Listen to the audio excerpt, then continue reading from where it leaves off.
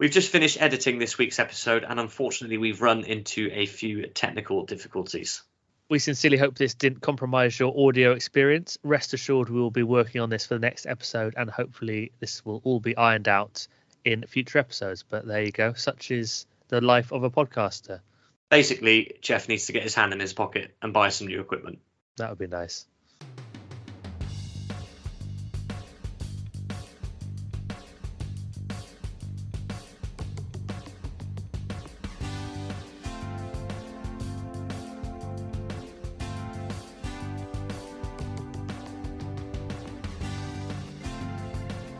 Hello and welcome along once again to It'll Be Alright in the 90s. Yes, we've been renewed for a third season.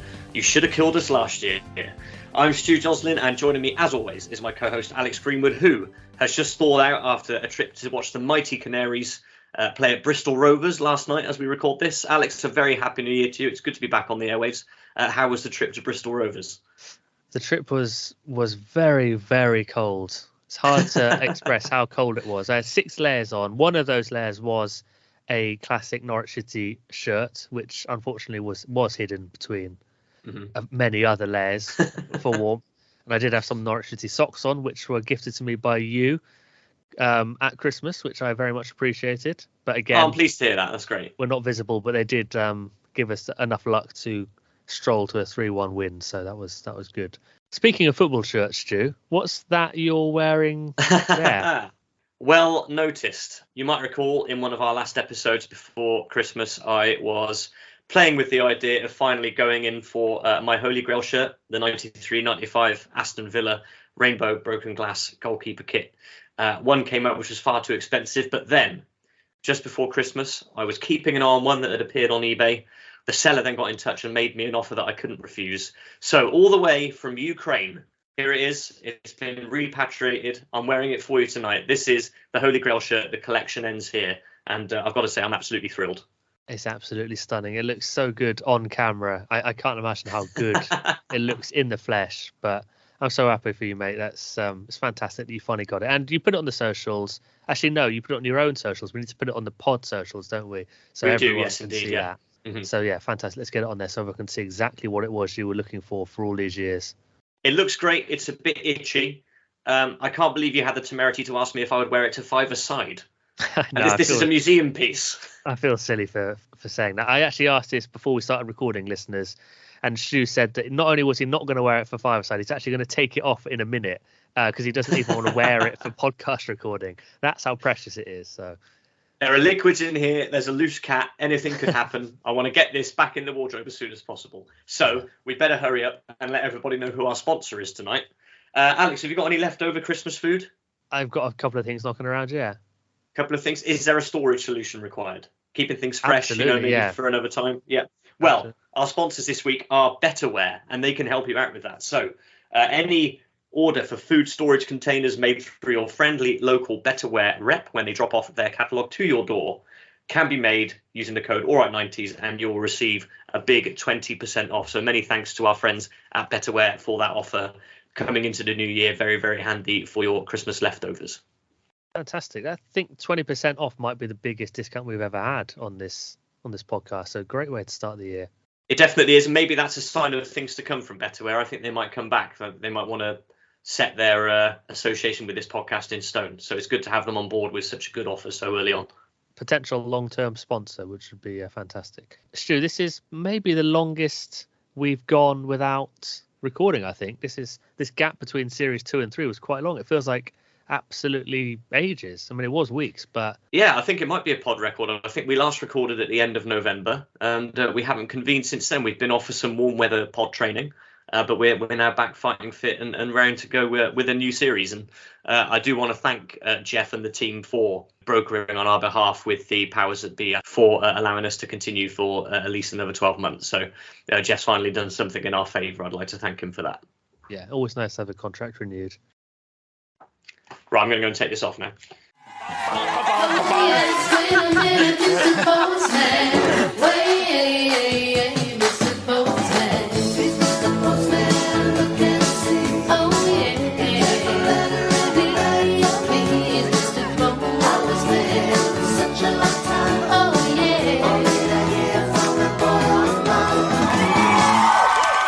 For our big return to the airwaves for our third series, Alex is going to try and convince me that CBBC was better than CITV in the 90s. He's got a job on his hands. But before we get into that, we've got all of our regulars. And Alex, I believe you've got some correspondence over there that's been waiting in the mailbag. I do indeed have some correspondence, and it is from our YouTube. So as is traditional, it is many, many weeks out of date. And it actually relates to our 59th episode, which was, I can't remember what it was on, but we discussed what the most 90s playground game was as part of that feature. And Channel Nem, Neil from Channel Nem, has got in touch to say that, because we were asking what people call 40-40 in different regions of the country, because it's one of those games that has different names depending on where you're from. And Neil says 40-40 in would have been called Tiggy Hide and Seek, where I'm from. And we know that Neil is from the northeast. That's actually quite confusing because Craig, husband of the pod, is also from that area of the world, and he called it Relievo. So that is how localized the naming of this game is. You know, even just a few miles down the road, it's got a different name. So Neil called it Tiggy Hide and Seek. And he also says, speaking of regional names for games, what did you call Cuppy or Cuppy doubles? Cuppy is football, but one goal, all versus all, score a goal, and then you're through to the next round. The person who doesn't score a goal is knocked out. And then Cuppy doubles was the same, but you played it in pairs. The regional variation in what this was called even changed from school to school in our area, and some people called it Wembley or Wembley doubles. Now, Stu, what did you call it? It was Wembley. I was going to say Wembley and Wembley doubles. Absolutely, I'm 100%. Yeah, we called it either Wembley doubles or Wembley or FA doubles or FA singles. So I think there's probably a bit less variation nationally for that, although Neil does say it varies from school to school. But do let us know, listeners, if you have any different names for that particular game, which was obviously very popular on school playing fields across the country and probably still is. And finally, Neil says the most 90s Canadian, which relates to another discussion we were having about that, has got to be Pamela Anderson, which is a great answer because I'd forgotten that she's Canadian, but she is a great Canadian personality from the 90s, and she's already appeared in, I think, in our most 90s. What was it? The sex tape came up somewhere in our I think it did, discussions. Yes. Yeah. So she has had a mention previously, but a great shout for the most 90s Canadian there, Neil. So thank you very much for that. Yeah, apologies to Pamela. You'd forgotten and I didn't know, so maybe we need to correct the record there as, somewhere along the way. Yes. While we're talking about what's the most 90s, I have a big apology to make, both to you, the listeners, to Jeff, to everybody involved in this operation. In the research and planning for this episode, I completely forgot to write my answer for our What's the Most 90s topic this time. And it only came to like about 5 minutes before we began recording. So I didn't want to rush it and make any decisions that I regretted later on. So we are going to skip What's the Most 90s this time, and we will be back with effect from the next episode. But apologies to all. It hasn't happened before, and I promise you it won't happen again, because I know brother of the pod, Adam, is still limbering up on the sidelines waiting to come in and take my place at the earliest opportunity. Well, it's not a problem, Stu, actually, because I've got a brand new substitute feature which can be used whenever we are running low on content or something like this happens. I can always trust you. I can always rely on you. Thank you so much. I can't claim it's any great feature in itself, but it is very much a substitute. You know, it's your second string. But we'll come to that in a second. I do have one other bit of correspondence which I should read out now. And this comes in from Dad of the Pod. And this is the next step of this rather salacious saga we have going on to do with the dealings behind the scenes on this podcast. And his new message reads thus. I was having my mid-afternoon nap in the quiet room up at the Masonic Hall when I was nudged towards wakefulness by Jeff, who seemed uncharacteristically flustered. As you know, he's usually very smooth and unruffled, but this time, as he stood looking through the net curtains at the street below, I can only describe his manner as ruffled. What's up, old chap? I inquired groggily. I need a favour, he replied, and I could swear there was a bead of sweat upon his brow. Your humble servant, I quipped. He didn't smile, but took a largish brown envelope from under his mid-brown suit jacket and handed it over. Can you look after this for a couple of days for me? He said. Nothing important, but I'd rather it wasn't in the office for a bit. What's in it? I asked, and he said it was just a bit of admin. He also suggested that I didn't look inside the envelope. Plausible deniability, he laughed, and dropped his cigar stub into the dregs on my glass of Wincarnis. Of course, I haven't looked inside, Apart from me keeping my promise, he's super glued it down, and I don't have the undetectable letter opening skill to Alex's mother. Speaking of whom, I am back in the shed. Not locked out this time, but she's joined the Melksham Senior Citizens All-In Wrestling Club. She goes to the Batter and Natter get-togethers every Wednesday, and in between these, she is keen to practice some moves on me, so I'm keeping out of the way. So, more dodgy things going on in the Masonic Hall there between Jeff and Dad of the Pod. I have to say, Dad of the Pod's missus is becoming my favourite part of the entire thing. Yeah, they are. They're a lot of fun. I'd enjoy them a lot more if they weren't revealing some really unpleasant and potentially highly illegal things going on in the back room and the admin side of this pod. But, well, this is it. I mean, our contract has just been renewed, as we said at the top. So maybe there's something to do with that. Is in that envelope? I don't know. Some sort of cash backhander going somewhere to keep us on the airwaves. I'm not sure. Yeah. But as he said, plausible deniability. Probably best not to know. So as I mentioned, Stu, yes, I have this substitute feature for when we're low on content, which has never happened before, I might add, but you never know. Well, it's happened today, actually.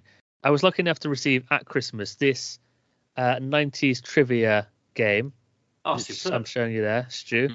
Mm-hmm. You may be familiar with this one or very similar ones. And it's just trivia. It's just trivia questions. That's all it is. And I'm going to ask you 3 questions. And you and the listeners can play along, see how many of the 3 you can get right. That's it. That's the feature. It's a mini quiz. And if 3 out of 3 is it £10 million? Yeah, go on then. Yeah. Okay. Right. We'll speak to Jeff. I hadn't thought of the prices, but we'll go for that. So there's 3 categories. There's fashion and trends, music and film. I'm going to ask you one from each, and that'll be the nice little trilogy. This will always have to be me asking a question, seeing as I own this. But there you go. I always like being a question master. I'll tell you what. I'll put in a nice 90s quiz show bed behind this as well. Make it sound all proper, you know. Yeah, fantastic. Right, let's put that in now.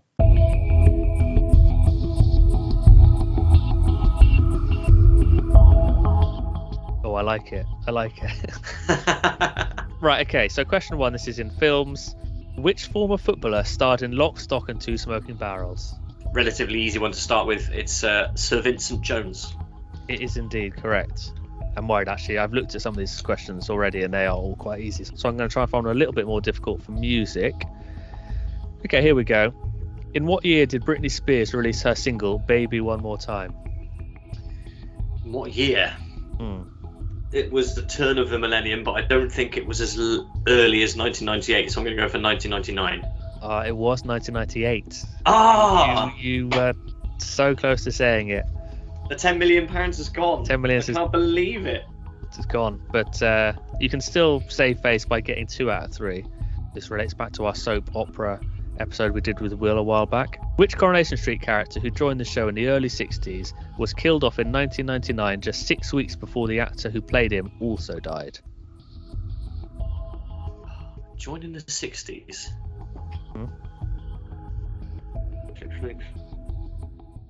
I don't know. I'm going to have to pass. I don't wish to make a guess and then find out that they're still alive. I think that would be terrible. So I'm going to have to pass. I'm sorry. It was Alf Roberts. So I don't know if you've heard of him, but I have heard of the character. Yes. Well, that was an absolutely dismal showing. Again, for the second time this episode, I apologise to everyone concerned. But because I didn't win the jackpot this time, does it roll over and I play for £20 million next time? Exactly, yes. Right, great. Yeah. Next time we haven't got any content for some reason or other, we'll bring the quiz back out. Oh, well, I've had a right good day, Alex. I've had a right good day. Give him a big hand, everyone. Bulletin board, Stu. What's on it? Well, there was a little notice on the bulletin board asking us to display our most 90s Christmas presents that we received over the festive period. But you've already given details of 2. You've already shown us your fantastic 90s quiz and, of course, the Norwich socks. So was there anything else in your stocking that was particularly 90s related? I don't think anything can beat that, no. No, I think that was it, the 90s trivia quiz and the 92-94 themed Norwich City socks that you gave me. That was it. What about you? Okay, well, I've got 2 things to share. So first of all, wife of the pod, Beth, and I still can't believe I've got it. I'm extremely lucky. I don't deserve it in any way, shape or form. But on Christmas morning, I opened the Lego set of the Home Alone house. Oh, wow. which is 4,000 pieces, and it's currently taken about 3 weeks to get halfway. I'm really enjoying the build. There's a little bit behind me. I don't know if you can see it there. I'm just working on the first floor at the Oh, moment. yeah. But yes, that's a great 90s present, which I'm really enjoying. But I have something here which I can bring to you, I can bring to the listeners, and I can make it an interactive experience. I believe, well, we've definitely spoken about this on the pod before, but I've never owned one. Listener to the pod and my very good friend Emma Henley has provided us with a new pod mascot. Oh, see what look I've got at there? that. It's a genuine Tamagotchi. It's a genuine Tamagotchi. I've never owned one before. It's still got the tab in Oh, there, you yeah. can see, so I haven't Yeah. woken him up just yet. I was going to do it live on the record, but I had a look at the instructions this afternoon, and when you turn these things on, there's an awful lot of admin to go through, which really would have derailed the recording. So I will wake the Tamagotchi from its slumber over the weekend. I will keep you informed on progress on the next record. We'll need a name from the listeners, anything you've got to add into the legend of our new pod mascot. So we'll keep you informed on the next record of how it's all going. But yeah, no, I'm very, very excited, and many thanks to Emma for providing us with that. Fantastic. I think you're overestimating how long you're going to be able to keep that alive, but we'll see. We'll see. This is what I'm concerned about. You know, I don't know. I've got to clean up the poop and stuff, haven't I, and feed it and play with it and all that sort of thing. Yeah. And I have a real life animal that I have to do that with. So to add an electronic one might be a bridge too far, but we'll see. If I struggle with it, maybe I can turn it off, post it to you, and you can have a go. yeah. I'd be up for that. It will come flooding back, all the emotions. Well, I'm looking forward to the experience in any case. Next on the notice board, we've got a big live event announcement, which we trailed at the end of the last episode before Christmas, but everything is now in place. And we are now pleased to announce that we'll be hosting our very first 90s night at the official pub of the pod, 3 Crowns in Chippenham, on Saturday, the 10th of February. So as you listen to this episode, if you're listening to it on the day it comes out, that is a week on Saturday, the 10th of February. Alex and I will be there. We'll be DJing, and we'll be playing all of your favourite 90s bangers, but we're also curating a playlist with some of the lesser known favourites as well. So if you're in the Wiltshire area, the Wessex area, and you fancy coming along to meet us for a night of 90s music, do come along to the 3 Crowns. We're really looking forward to seeing some of you there. I cannot wait. I have started putting together some of my side of the playlist just this afternoon, and I think it's coming together pretty well. So, yeah, come down and see what we've chosen. Please do. We're really looking forward to it. It's free entry, I should say. 7:30 till late, we will be there. What I'm most worried about is the changeover between the Wales-England Six Nations match, which will be shown on the bar in the early evening. And then we will have to come in and try and turn the room around in about an hour. But I'm confident we can do it. Have you got anything on the bulletin board there? The only thing I've got to say is that I rewatched Robin Hood, Prince of Thieves again last night, and I can confirm that it is still the second greatest film of the 90s. It is good to check every so often, isn't it? Mm-hmm. Yeah, you never know. Yeah, you do have to reconfirm these things. Yeah. One final thing before we move on, just a shout out to Beth and I's server at Prezzo of the weekend just gone, who claimed when I tried to pay that the card machine had a touch of the Millennium Bug and that he would have to go and return with another one. I made a quip about buying a conversion kit off of Dad of the Pod, but it didn't seem to fly with him. I don't know why. But just many thanks to him for mentioning that, because it certainly brightened up my evening. Not that I wasn't having a bright enough evening. I was having dinner with my wife, but you know what I mean. Smooth. Nice. Just one more feature to cover then before we get into the meat of tonight's pod, and it's a good old anecdote roulette. Let me just remind you of the topics that are still on offer, Alex, because it's been a little while. You can choose from the biggest telling off I ever got, trapped in a Jaguar, smashing my mum's ornamental plates, attending a Christian festival by accident, the man with a salt packet on his bum, and new for 2024, water polo at the Springfield, or playing football with a drunk man in the park. You know what? I've been saving it for weeks now, and because it's the first episode back for this new series, I think it's a good time to finally go for the biggest telling off you ever received. Okay, well, this goes back to year 6 at Caution Primary School, and great choice, I just like to say. And there were actually 2 things that happened that year, and I'm not sure which one was the biggest telling off or the bigger telling off. I think I've mentioned on the pod before about James Topping and the Cup of Sand, haven't I? I think I've spoken about that one. Yes, you have. Yes, yeah. I have. Okay. So the one that I had in mind was in the same classroom with the same teacher who wasn't my teacher, but this teacher, who I'm still friends with on Facebook, and I'm very fond of her. So I'm not wishing to, I'm not pouring scorn on her here. It's absolutely fine. We do keep in touch, and it's lovely. So hello, Mrs. Johnson, if you are listening. But her classroom, we were in year 6, was in 3 mobile classrooms, so we weren't in the main building. And her classroom had a little extra bit on it, which had like the year 6 library. So all the time, kids from the other classes would be going in and out of her class to pick up books, and I was sent in there once I'd finished my book. I went to get another one, and I remember actually quite clearly that it was a biography of Eric Cantona, which I presumably just picked up because I liked football. I mean, I'm not a Manchester United fan, no particular interest in Eric Cantona at the time, but I picked it up anyway. And as I was leaving, she sort of watched me leaving the room and then said, "What have you got there?" asking me which book I had. For some reason, I didn't show her the book and show her what the title was. I kept it by my side and I said, "It's a book, miss," thinking I was funny, making a quip. Yeah. And then she asked me again, "Yes, but what is it?" And again I said, "It's a book, miss."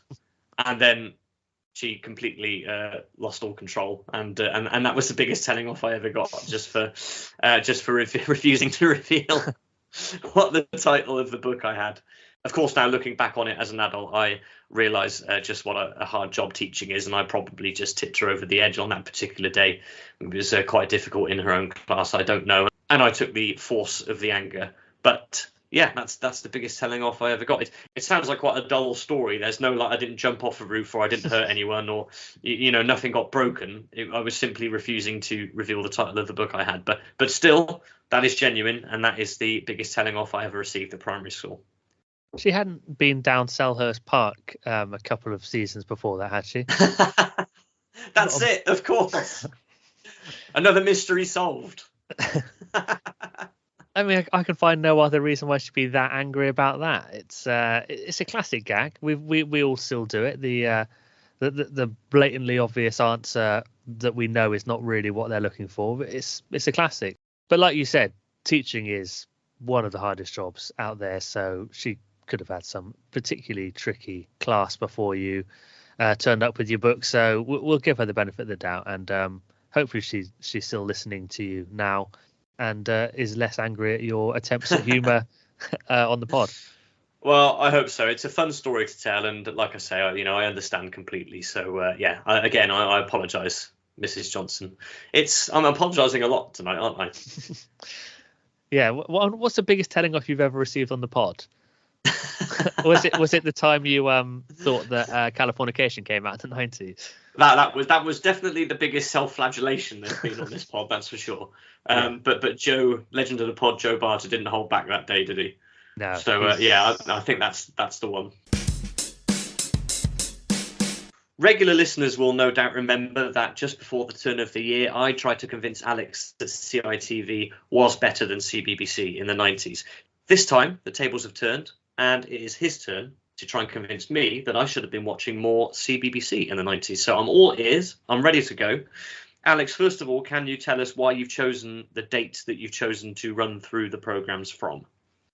Yes, indeed. I trawled through the BBC Genome website to find the best day of CBBC that I could. And I went basically looking from 92, 93-ish up to 96 and 7.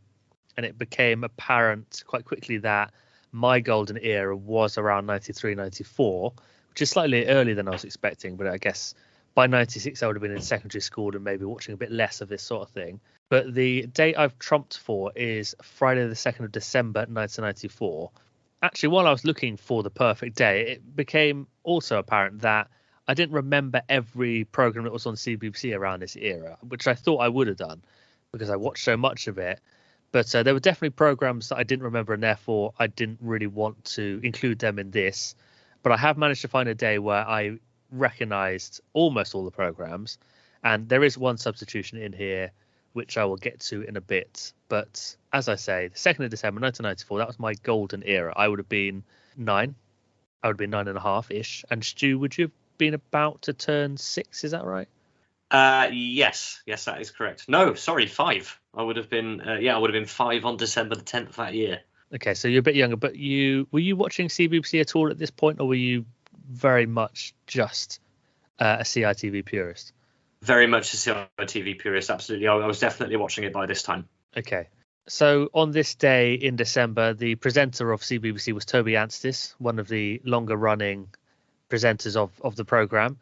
And he wasn't actually in the broom cupboard anymore, because that was something CBBC had been in the broom cupboard for a long time up to this point. But then in '94, they had a change and they moved out of the broom cupboard, which for anyone who doesn't know was like a very small presenting booth, which was actually used for doing the voiceovers for the continuity stuff on BBC. But then that's where they'd originally done it, and then decided to make it into a thing and then filled it with loads of toys and posters and stuff. And something which I didn't realize was that the presenters were actually they had like a sound and a vision mixing desk in front of them, and they were doing like the links and sliding in and out of the programs and stuff themselves, which is quite sweet to think about it now with the budgets of the BBC.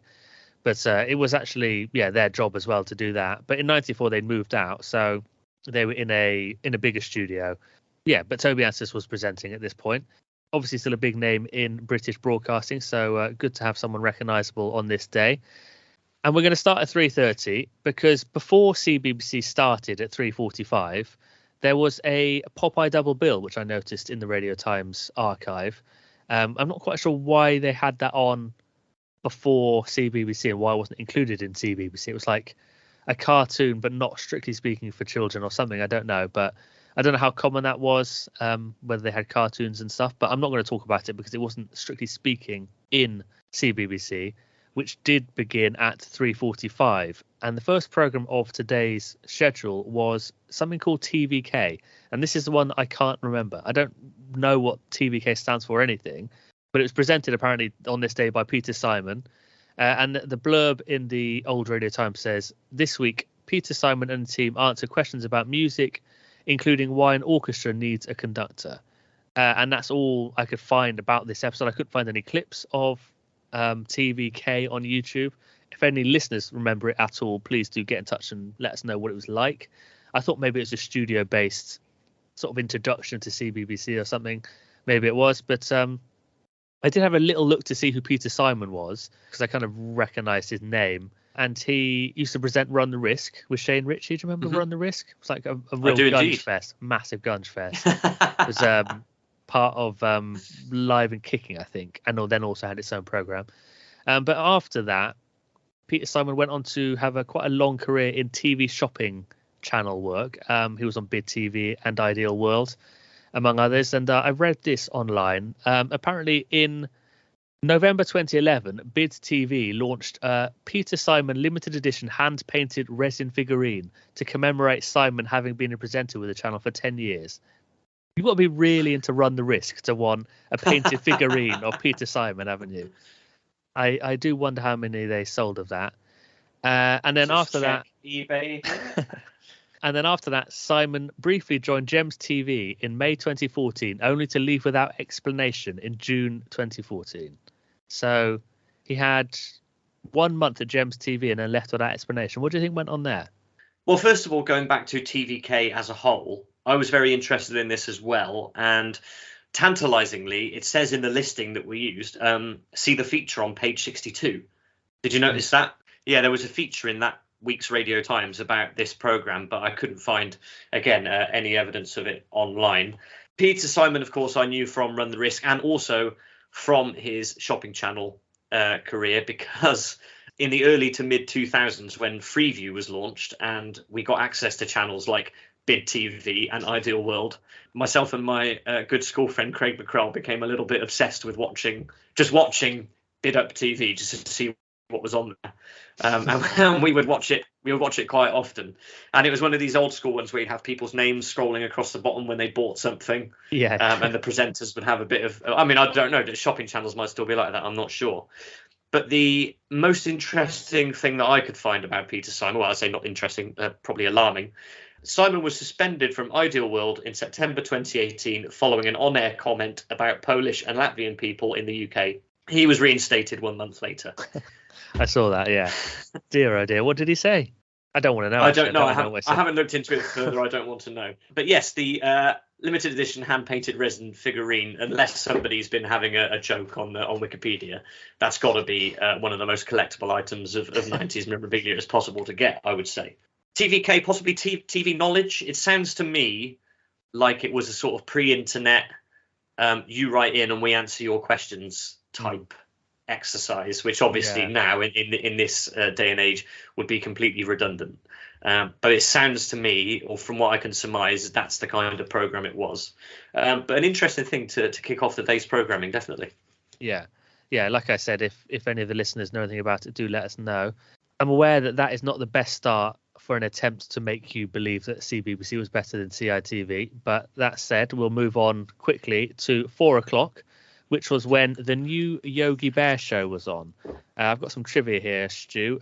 Did you know, I found this on somewhere online, that in the late 80s, when the new Yogi Bear show first aired in the US, it inspired a spate of picnic basket thefts across America's national parks.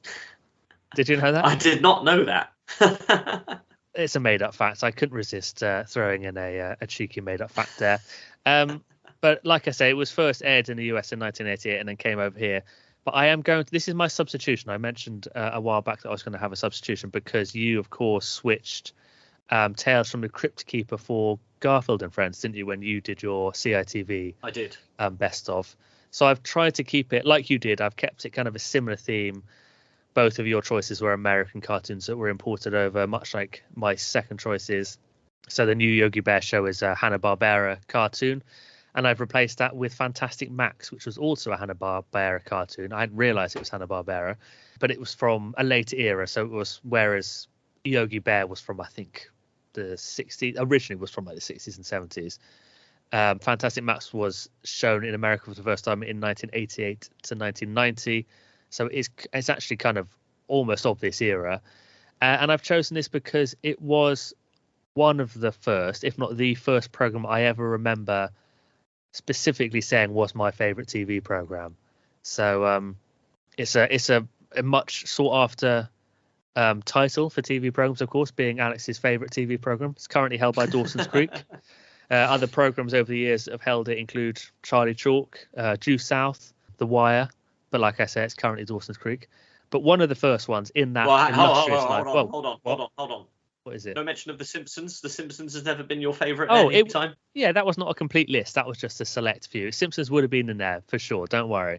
But at this point, it was Fantastic Max. For anyone who doesn't remember it, followed a toddler, maybe even a baby, but he could speak, who would have adventures in space, basically. It was just a simple 10-minute cartoon, or 5-minute cartoon even, and nothing major to say about this other than the voice of one of the characters was voiced by someone very famous.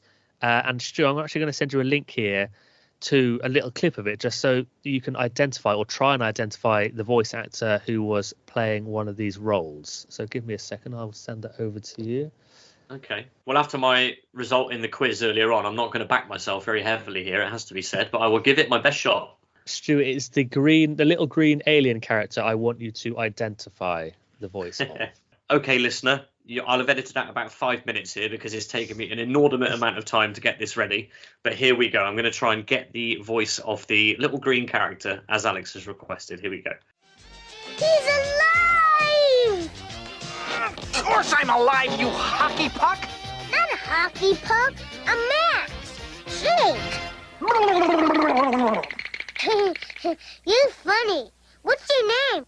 W.T. Twiggins. The W.T. stands for W.T. Say, who's the dummy with the plunger nose? I'm not a dummy. I'm FX from the planet Twinkle Twinkle. Well, twinkle, twinkle this, hose nose. Now that's funny. I mean, it's clearly Nancy Cartwright. Exactly. It's Bart Simpson himself. So yeah, I had no idea. It is very close to just being Bart Simpson. Yeah, it is. It's so similar. I had no idea that Nancy Cartwright did a voice for this. I just stumbled across it when I was researching for this episode. So there's a nice little link there between something I liked when I was very little to something that I still love to this day. So yeah, so the personal connection is why I've substituted in Fantastic Max to the schedule for the day, and like I say, it's something from the past, not something I have a huge amount to say about now, but that's why it's in there. So I will move swiftly along to something a little bit more hard hitting, I'll say. Maybe not hard hitting, heavy hitting. That's a better word, because it's 4:05 now, and it's time for Get Your Own Back with the patron saint of Gunge himself, the venerable Dave Benson Phillips. Stu, you must know this. This must be a program you're familiar with. This is a program that I did look out for when it was on CBBC. I did love Get Your Own Back. I think it was the program probably that every kid wanted to go on most. I suppose, you had Finders Keepers and things like that on ITV, but Get Your Own Back was the one, I think. And I did watch an episode in the lead up to the record. I tried to get as close to the transmission date that we've chosen as we could. I couldn't find the actual episodes that went out on that day, but I've got some contemporary episodes that I've watched, and I've got lots to say about Get Your Own Back. Well, we'll come to that in a second. Just to give some background information for anyone who doesn't know, I can't believe anyone doesn't, but there you go. Maybe we've got listeners from outside the country. Oh, that's something actually you were going to talk about, wasn't it? Our listener stats from it was, yes. That's something we'll have to come back to that next episode, won't we? Because we'll see how many people actually will have heard of Get Your Own Back based on those stats, I think. But that's an aside. Yeah. I'm getting our distracted. Brazilian listeners are switching off in their droves. Yes. But yes, I'm getting distracted. So Get Your Own Back ran from 91 to 2006. So really very heavily 90s. And it was, as I said, presented by the patron saint of Gunge, Dave Benson Phillips, DBP. This was just quite a simple premise, really. It would be two teams would come onto the show, 2 or 3 teams, depending on the year of the program. It would be a child and then either an older sibling or a teacher or a parent, someone that they wanted to get their own back on. And there would be a series of challenges where the two children were competing against each other to win, and their sibling or parent or whoever it was would be trying to hinder them so that they didn't win, because whoever won would get the chance to get their own back on their sibling or their parent or whoever it was through a gunging of some sort. And there'd be like a final round where the parent would be sat in a chair that was on a slope or something on the top of a slide, that if the child got all the answers right, then they would plunge into the pool of Gunge at the bottom. So it was arguably the zenith of anarchic children's BBC programming. It was, along with Finders Keepers and maybe Funhouse on CITV, it was that sort of stalwart of crazy game show entertainment for young people. I mean, I think almost anyone who ever grew up in this era will know this program because it was so iconic. And it was one of the reasons why I chose this day, actually, because Dave Benson Phillips just needed, some sort of recognition. In one of our episodes, we haven't really talked about him yet. So he was the perfect host for this. And I think it was just a great program. And of course, it's in my lineup. Absolutely brilliant. You only have to look at the fact that it ran for so long to show you how popular it was and what a hit it was with that generation. As I said previously, it was a program that I really enjoyed. The episode that I watched, can you guess what the relationships were between the children and the adults? I think if we sat here all night, you wouldn't be able to guess. Well, like I said, it's normally parent or sibling or teacher. So if it's not any of them, then I don't know what it is. Okay. So there was a young lad who had nominated a dinner lady from his school. Fair enough. Versus a young lady who had nominated their ice skating coach. Okay. It's not the sort of person you want to get angry, is it? The ice skating coach. It just seems like quite a dangerous setting to be in the care of someone who you don't like. No, indeed. But then they do these little VT packages to introduce the child and the adult and give the reasons why they're on the show. And the two adults in this case were genuinely cruel, I think. Yeah. So it was good to get them on there. But why did the adults agree? I don't understand. Why would you say, oh yeah, we'll do that, no problem at all? It's unless I suppose they wanted to enjoy it. Maybe I'm looking at it a bit cynically. I don't know. In the early episodes, the partner, the older one, could actually, I think, get the child gunged. I think it was maybe only the first or second series where they did that, but in those early ones, it could go the other way, which would have given them motivation to to go on. But in '94, I think they got rid of that. So yeah, I'm not sure why they would go on. I see. I mean, the ending that you've mentioned, where the adult goes up the slope, is completely arbitrary, because in the one I watched, the young lady didn't get a couple of the questions right, and Dave just winched them up anyway. So it's a completely arbitrary ending, as all of the best programs are. Which rubber-faced star appeared in the movie Liar Liar? Jim Carrey. I don't believe that. She knew exactly what it was. Yes, we should boo her too, but the fact of the matter is, she's being such a smart person, I've decided that she's going to have to go all the way up. Would you like that? Yeah. I know you would. That's the go. Send her up. Go on. Up she goes. Yes, yeah, I know it's not fair, but then again, it's my show, all right? Thank you very much. Now, Emma, you've been wanting to get your own back on this lady for ages because she laughs at you when you fall. There's the big lever. Enjoy the moment. Enjoy the space. Pull it and get your own back.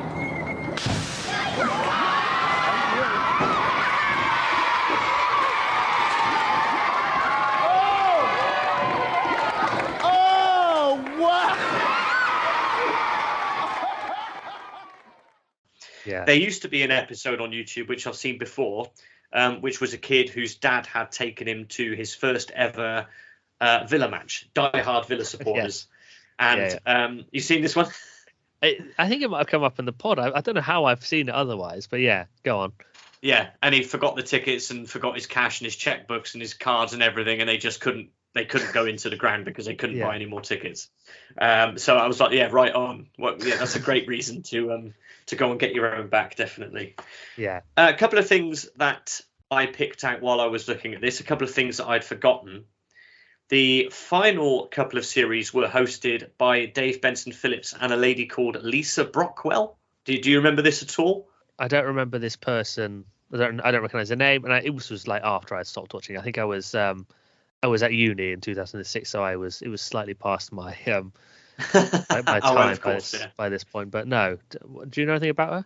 I don't. All I know is that she went on to present on Watford Hospital Radio, so still in the media after her stint on Get Your Own Back. Also, do you remember a round called The Furnace that was in Get Your Own Back for a little while? The name sounds familiar, but I can't remember what it was. Okay.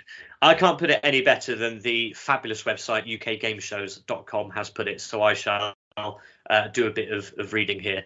In 1995, the programme courted controversy by introducing The Furnace. In this tweak to the format, the child would have to bring along a prized possession. If they were beaten in one of the games by their adult teammate, the possession would be placed into the furnace and burnt. This resulted in numerous complaints to points of view ranging from upset caused to children to the needless destruction of objects. As a result, it was revealed that the items placed into the furnace were not in fact burnt, with their demise being recreated through computer trickery, and the child was given their possession back after filming. Nevertheless, this section was edited out of all subsequent episodes and did not return in the following series. I quite like that. I like this sort of brutality of that, even if it wasn't actually real. Peter Simon appearing again as the VO, the voiceover. But what a programme. Like I say, it's in that finders keepers vein if you're watching CITV. It's a show where people get messy and people play fun games and you get revenge on people, and it just looks so fun. It always looks so fun. I'd be confident in saying it's the CBBC show that I always enjoyed the most. So moving on then. The schedule for CBBC was very similar to the CITV schedule, which you mentioned, whereby it starts off with programs for the younger children and it gets slightly more mature as it goes on, which then leads us into the 4:30 slot, which is held on this day by record breakers. Stu, if you want to be the best and you want to beat the rest, what do you need? Dedication? Exactly what you need. That's exactly what you need. So record breakers was not as 90s as Get Your Own Back, because it actually ran from 1972 all the way up to 2001, so it was very much pre-90s. Sadly, this is just after the Roy Castle golden age, because he had stepped down the year before after being diagnosed with cancer, and then very sadly died only a few weeks before this episode aired, actually. Stu, when you think of Roy Castle, what do you think of apart from record breakers? Trumpet playing and tap dancing, probably, and his star turn in the best Carry On film there ever was, Carry On Up the Khyber. Okay, yeah, fair enough. They are definitely things he was famous for. The thing that I think... What else do you think of, Stu? Yeah. What is the other main thing you should have said to that question? I didn't phrase the question very well, actually, to be fair, because what I mean is Roy Castle, to me, has always been a symbol for passive smoking, or the dangers of passive smoking. This was always how he was seen at my school. It was like, he's the guy that everyone loved, but died because other people smoked. Mm-hmm. Did you ever get any of that, like when you were at school and when this was around on TV? I guess you were a bit young. Yeah, no, I mean, I certainly knew about it, and I'd known the circumstances behind his death, but I don't remember it being used as a sort of precautionary tale, I have to say. But obviously a very startling and a very sad tale, for sure. He's the only person I know of who died from passive smoking, as far as we know. I mean, I guess it's the sort of thing you can never know for sure, but that's something about him and his legacy, I suppose, was that he really brought that to the public awareness. So that's something kind of, I guess, slightly positive came out of it all. And I know the only charity in the UK set up for lung cancer specifically was the Roy Castle Foundation. So a great man and a sad death. And as I say, he'd been on Record Breakers right up until the previous season. But this episode was hosted by Cheryl Baker, so we're still in the Baker era, and also Chris Akabusi making his debut on the show for this series. Obviously, the program was based around the Guinness Book of World Records and all the different crazy and zany records that get entered into that every year. So the program would have interviews with record holders. There'd be some on-location reporting from record attempts. And then the program would always end with some sort of in-studio attempt to break a record. So I can't find the details of exactly what was on this very episode on the 2nd of December, but I have found a episode rundown from... Actually, it was on YouTube. You can go and search it out. Maybe we'll put a link below. But an episode from 1994. This one does have Roy Castle still on it, which is nice. And just to give you an example of the sort of things that would be on a program... there was a man called Terry Cole who breaks the world record for milk bottle crates balanced on his chin at Mudshoot Farm. That's where the attempt took place. That is not a very specific record. It doesn't have to be done at Mudshoot Farm. Stu, can you guess what the record for is most milk crates balanced on the chin? I'm going to have to blow the gaff on this. I watched exactly the same episode while I was... Yeah. So I happen to know that it's 25, isn't it? What was the record that was set at that particular time? Yeah. And then after that, this is for the listeners now, Stu, I'm not telling you anything you don't already know. But for the listeners, after that, there was an update on yet another failed attempt by Richard Branson to fly a balloon somewhere, which I can only assume was on pretty much every episode of Record Breakers around this time. We must get his name right, please. Can you just take that? Can you just do that again for the edit? Yes, okay. There was an update on yet another failed attempt by Richard Branson to fly a balloon somewhere around the world. Thank you. Yeah, and then Kim Stevens tries to break the record for the longest wheelie in a monster truck, which she achieved at 1,400 meters. And then finally... Now, I had a massive problem with the monster truck wheelie. I think I know what you're going to say, because I think I had the same problem, but go on. I'm sure all the listeners are imagining this now, wherever they are. You know, we've said the words monster truck wheelie, and they are imagining a monster truck doing a wheelie. Yeah. What you will have to do, listeners, is also imagine the monster truck is towing a huge trailer to keep it weighed down. Now, I ask you, when you've got that, you just flip the monster truck up to a wheelie. I mean, obviously, a skill in itself, and we are not taking anything away from that. But then after that, it's just drive in a straight line until the record is broken, surely. There isn't sort of much to do. There will have been a phalanx of vehicles sort of beside and behind to make sure that they don't stray too far off, and there will have been radio contact, I'm sure. It just didn't seem to me like, I don't want to say that there was a lot of skill involved, because there was, but you know what I mean? It didn't seem too difficult. Yeah. No, is that fair? I think I had exactly the same thought. It was a slightly bizarre, really, that it just looked like it was, like you say, put your foot down and the monster truck will do a wheelie and then it will just stay there because of the counterweight. So It was a bit strange. I didn't really understand that. Maybe it was just for the cameras. I don't know. Maybe even for the show. But maybe we're just completely naive, and it's actually much harder than it looks. But I mean, I say go back and do it again without a trailer, and then we'll talk. You know. Kim Stevens, you're going to be driving this monstrous white dragon here. That's right. So what's the record we're looking for today? The record is the wheelie record for a truck. It stands at 527 metres at the moment, and hopefully we're just going to smash it to smithereens. So have you done this much before? I've never wheelied this far before, no. No? So you don't know what it's going to be like? No, I haven't got a clue what it's going to feel like. But there was a more... Hey, listen, at the end of the day, they're in the record book and we aren't. So yeah, that's true. What Yeah. is our opinion worth? Nothing. And then the final record shown on the program was actually the in-studio segment right at the end, which was how quickly you can winch a mainsail in on a racing yacht. Which obviously they didn't have the yacht in the studio, but they had the winch, and it was. I mean, I didn't understand exactly how it works because there's no sail, but it just like it would get to a certain point and then it would click and then they'd go forward and blah blah blah. But they were just basically having to winch very quickly on this hand winch. I guess it was kind of impressive. Paul Rushton, I should say, did break it. I don't know if he's still in the record books for that. But fair play to him for coming on and doing that in front of the cameras. And that was it. And then, of course, the theme tune dedication was sung by Roy Castle. So one of the probably most memorable theme tunes of the CBBC era, I'd say.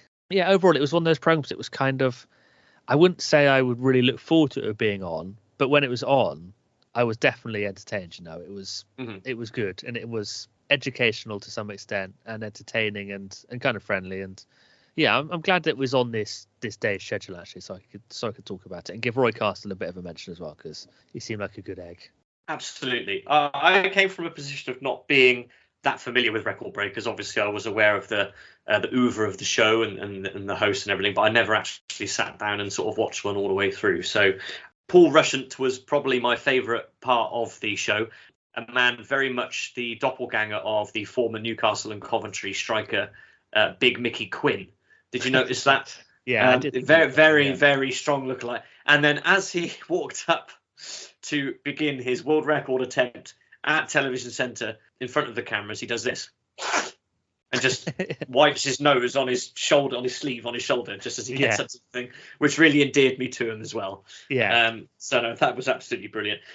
Another TV programme that I was more familiar with in this area was an ITV programme, and it was simply called Guinness World Records. Late 90s, hosted by Ian Wright. Do you remember this at all? I think I kind of remember it, yeah. Was it the same sort of, like a magazine show? It absolutely was, yeah. There was in-studio record attempts. They also had VT from the American programme of the same name, so they would have show that on the programme as well. But the clip I watched, and this is one that I remember fondly, is the record attempt for the fastest indoor kick of a football, is the best way that I can put it. And there were 4 Premier League players from the time who were wheeled out in the studio in order to attempt this.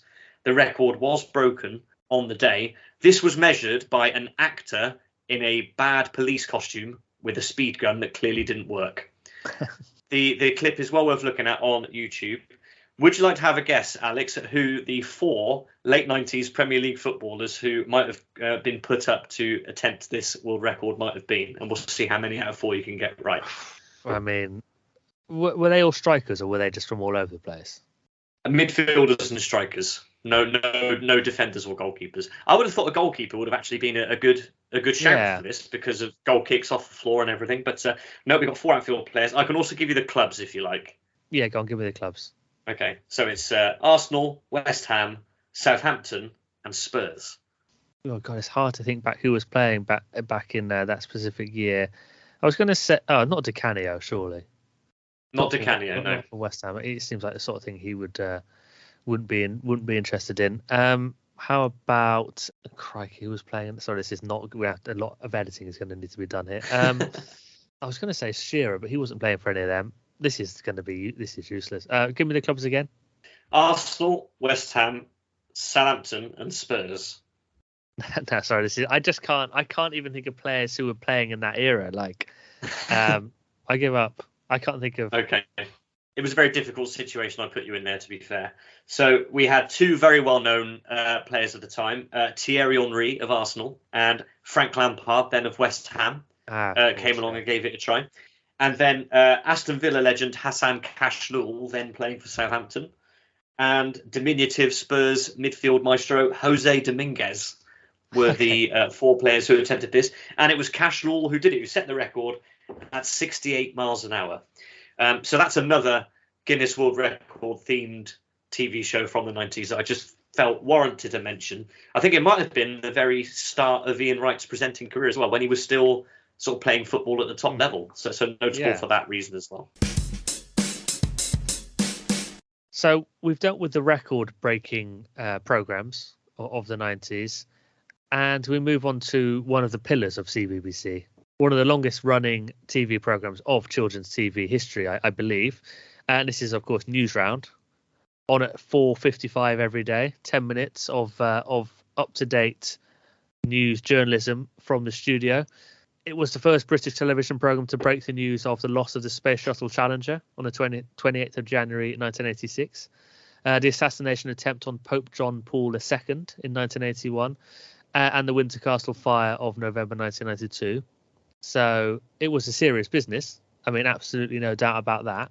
In its day, it had some pretty hard-hitting presenters. In 1994 alone, which is obviously the year we're dealing with, the presenters were Juliet Morris, Krishnan and Guru Murphy, Julie Etchingham, and Chris Rogers. So three of them are still big names in TV journalism to this day. And Juliet Morris was in her day still a massive name, and probably my most iconic Newsround presenter. I'm not going to pretend that I used to look forward to Newsround when it was on. It was always a bit of a break, between the program before and then the big blue ribboned drama, be it Grey and Chill or the program we're going to talk about in a second. So it was always a bit of a sort of breather, but it was never boring, and it was always informative, and I think probably really valuable for kids to be seeing something like this every day. So I think I had to talk about it, and I'm glad it was in the schedule for this day in particular. I think it was on every day actually, so it was always going to be. And yeah, it was informative, it was educational, interesting, and it was just, like I said, a pillar of CBBC. So CITV didn't have anything similar, did it? It didn't have its own version. I was about to say, no, it didn't. So this is very interesting that CITV never did that, because I can imagine the benefits of doing something like that would have been huge. But they probably looked at the Newsround and thought, well, that's the best it can be done, and we wouldn't be able to do it any better than that. So maybe we should just stick to what we're doing. I did watch an episode with Krishnan at the helm. One of the main stories was photographs being printed in the press of Prince Edward and his friend, Sophie Rhys-Jones, kissing on a trip out. Rather quaintly, the Newsround then show the newspaper pages in question with the headlines, but blank out the pictures. Right. So there's just a black square where the picture is in deference to Prince Edward.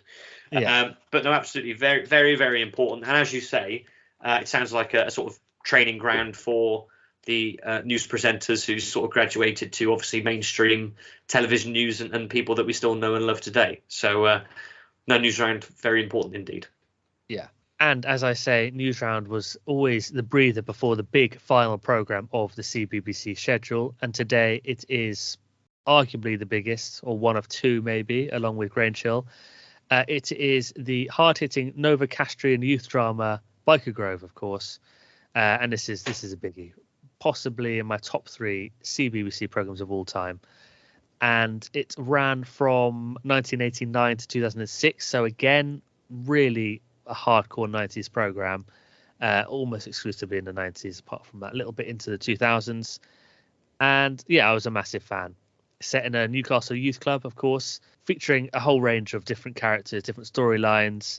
At this point in the story, the main characters are Noddy, Gary, complete with ponytail, iconic ponytail, Lee, Alfie, aka Robot, Patsy and Angel were also in it at this point, along with many others. Jeff, of course, is still running the youth club, as he was right up until near the end.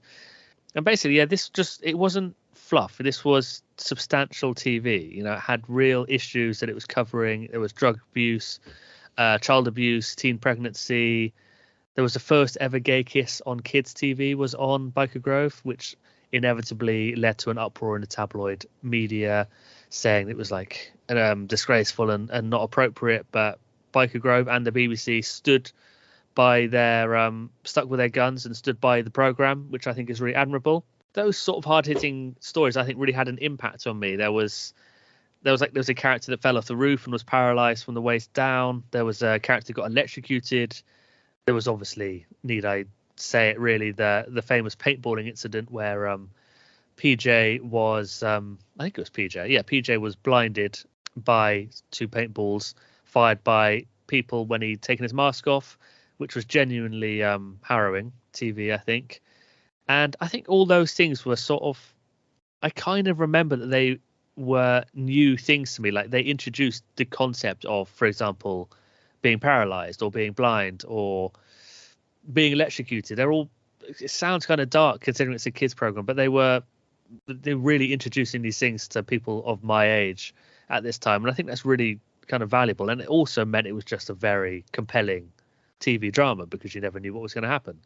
I think one of my earliest memories of CBBC was a character called Gil stealing a car and then driving into crashing into a lorry basically and being killed. And it was like, I mean, that was in 1990, so I would have been 4 or 5, and it's always stuck with me that. So I don't know if that's a good thing or a bad thing, but it definitely made sure that I never stole a car or went joyriding as much as I wanted to. So yeah, I think moral lessons were being snuck in there, which isn't always a good thing, but when it's done with such sort of entertaining and gripping storylines, and I think you end up with something like Biker Grove, which is famous amongst a certain generation of kids and will probably always be a part of CBBC kind of folklore. So I'm glad it was there to end on, and a big finish for CBBC, I think. Do you remember it at all? I do. So my question is, did Biker Grove and Grange Hill sort of rotate? So were they on at the same time, or did they have one was on and one was off, and they had half the year each? How did it work? Because those are the 2 big drama productions I can remember being on CBBC at the time. So how did that work? Exactly. I think it was like half a year each. It wasn't like they would be on each day, because the CBBC schedule would sort of be Monday, Wednesday and Friday would be kind of similar, and then Tuesday and Thursday would be that different cycle. But it was never Grange Hill and Biker Grove. So yeah, I think it was, I'm pretty sure it was half a year each. And yeah, it was like a southern and a northern version of similar things. Both excellent. Obviously Grange Hill, amazing as well, but we're not talking about it today in depth. I suppose the closest that CITV comes to having a serial drama of its own is probably Children's Ward, which was renamed to just The Ward later on, just to make it cool, you know. You know, we talk about Biker Grove, we don't talk about Children's Ward, so clearly the BBC had that market cornered, and the cultural impact is obviously really significant. As you say, the first gay kiss on UK children's television, which was the month before this episode we're talking about went out, so that happened in November 94, and then obviously we go into December 94, so that has literally only just happened. One thing I wanted to mention, it's not within the 90s area of the show, but it's the end. It's the ending, the final episode, which Joe Barter, again, his second mention of the night, has spoken to me about before. Do you know how the series got tied up when it finished in 2006? Are you aware of this? I've read about it. Yeah, I didn't see it, but I've read about it. It sounds kind of bizarre, but yeah, tell us. Yes. So, well, in short, the characters somehow managed to discover that they don't exist, and they've been created by a group known only as the Writers. And clearly things are getting meta at this point. And the writers want to knock down Biker Grove and basically finish the show. And then a load of former cast members come back to stall them for long enough to the characters to rewrite the ending so that the club will remain open. But then it gets demolished in the end anyway. And then that's how the show ends. So, yeah, an extremely meta ending for Biker Grove, which I was completely unaware of, it has to be said. Yeah. odd. But I mean, it's such an important program for many reasons. Obviously, it launched a lot of careers as well. You know, Anton Deck, Donna Rare, Jill Halfpenny. I think lots and lots of Northeast acting talent obviously came through Biker Grove, such an important show. I'm really talking myself into being a CBBC fan here, aren't I? I don't think I've slagged anything off once. No, not even TVK. We've never even seen it. I'll go through the schedule I've chosen just to refresh you, and then I'll put it up next to your CITV selection. So today on CBBC it was TVK, followed by Fantastic Max, then Get Your Own Back, Record Breakers, News Round, and then Biker Grove. And your CITV selection, which was from the 12th of July 1995, was Alphabet Castle, Wizardora, a Warner Brothers cartoon, Sooty and Co., Garfield and Friends, and then How To. So I guess we're comparing those two specific days, but also CBBC versus CITV in general. What are your thoughts? When I take each of those lineups on balance, I have to say the only show that I would definitely take from CBBC, without question, is Get Your Own Back. Great show, as I said, my favourite show in that lineup, my favourite CBBC show of the time. That's the only one that I would take in a heartbeat. So I have to say that on balance, I think I'm sticking with CITV at this moment in time. But that is not to say that I don't appreciate your opinions and the way you've put things together. It's such a strong lineup. And obviously well loved by many people, but I don't know. I mean, once a CITV guy, always a CITV guy, I guess. I think in a way that's quite nice actually. We're staying true to our roots. We're staying loyal to our histories, and it's nice to have a bit of balance. You know, I think part of me would have been slightly disappointed if you'd come over to this side and or if I'd gone over to your side. So. Yeah, a bit of balance is always good in any podcasting environment. I'm happy with that. I'm sticking with CBBC. You're sticking with CITV. I can now, in a way that maybe I couldn't before, I can recognise that CITV has a lot more merit than maybe I gave it credit for, and there's a lot of good stuff on there. Hopefully you can feel the same for CBBC. Obviously you've been very kind about the programs we've talked about today, so I think it's worked out. Absolutely, we can call this one a sportingly fought score draw, I think. Yeah, fair enough. If any of the listeners want to weigh in on this, then please do get in touch. Tell us which was your favourite and which you watched when you were a kid, and whether you've ever changed your mind or swung back between the two. We'd love to hear your memories, any memorable moments from any of these programmes. Yeah, we'd love to hear from you, so please do get in touch. Maybe the listeners weren't as tribal as us and they just picked and chose their favourite programmes from both and just watched it all. That's possible, isn't it? It's possible. It seems alien, but it is perfectly possible, yeah. I mean, yeah, it's not right, but it is possible. No, I've got no respect for those people, but I'm sure they exist. So that concludes our CBBC versus CITV Super Showdown, and no concrete conclusion has been reached, but we've had a lot of fun looking back at some of our favourite programmes from the time there, haven't we? Yes, I think a stalemate isn't always a bad thing. And we proved that when you come together and, you both love something, then it's okay to go away both loving those same things and staying like that. So I think it was good fun. And thank you very much for at least listening to my arguments and being very respectful. Oh, no worries. When it comes to 90s nostalgia, you have to have an open mind. That's what I say. Now that we're back, we're obviously very keen to hear from you about this episode or any other episode you've listened to or any other aspect of the 90s that you'd like to talk to us about. So, Alex, how can our listeners get in touch with the show? They can find us using our link tree, which gives separate links to all of our social media channels. And that link tree is linktr.ee/allright90s podcast. And that's 90s 90s. But of course, there will be a link to it below, so you can just click on that rather than trying to type it in from what I've just said there. So, yeah, go down there and click on it and let us know your thoughts. It's great to be back. We will be back in a couple of weeks' time with the next instalment in our Films of the 90s series. It's Films of 1994. We hope to have a guest in tow for that episode. So if you have any thoughts in advance on that, please do get in touch as well. But that just about wraps us up for this time. So until we meet again, it's goodbye from me. I'm just off to do a wheelie in my monster truck. And I'm just off to dig out a few more bangers to finish off my playlist for the Valentine's Disco. So we'll see you down there. Yes, Saturday, February the 10th at the Three Crowns in Chippenham. Hope to see you there. Love you, bye. Bye.